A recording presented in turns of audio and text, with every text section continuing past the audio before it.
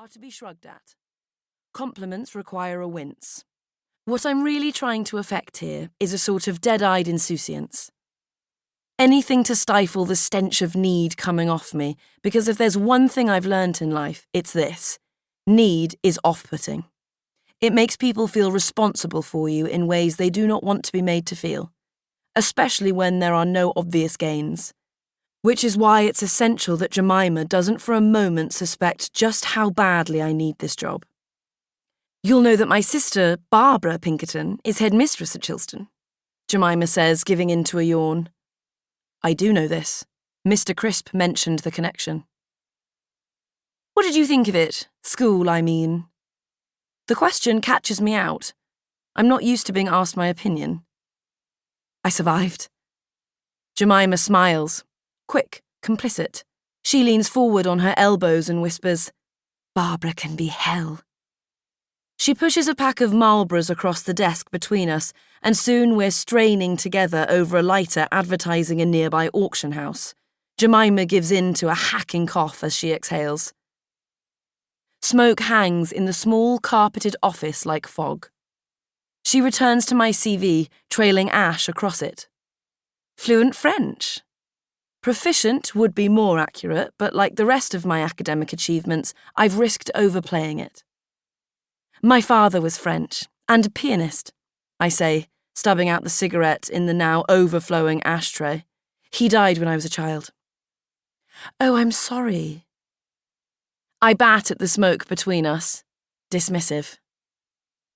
And my father might have been French. He might have been a pianist as well, for all I know. I never met him. Sometimes I have him dying in a car accident, conjuring up images of an Aston Martin flying off a hairpin alpine bend. Other times, he has a terminal disease. My mother I recast as a Russian ballerina who defected from the Bolshoi only to have him die in her arms. It depends on who I'm speaking to, but with two parents gone, the possibilities are limitless. Hence the piano, Jemima nods, glad to have my musical and linguistic abilities accounted for. Could you give lessons? Of course. I really do play the piano. Used to be rather good at it, actually. And my eagerness is hard to conceal. My posture is all wrong suddenly, too alert. Jemima, thumbing the small photograph I was asked to send with my application, hesitates. But then her attention returns to my CV. No NNEB qualification. No, but I've had extensive experience with young children, I say, trying to keep my voice level, briefly terrified that I'm about to be summarily dismissed and sent back to the small town I left earlier this morning. The family I worked for has 3 under-5s. Her face is unreadable despite the earlier flash of intimacy and the shared Marlboros. She looks at me for what feels like a long time until finally, moving now with a new and unexpected sense of purpose, she opens the desk drawer. Still holding my breath, I watch as she runs her fingers over the row of hanging files inside, before selecting a buff folder with Cleveland scrawled in caps across the top right corner.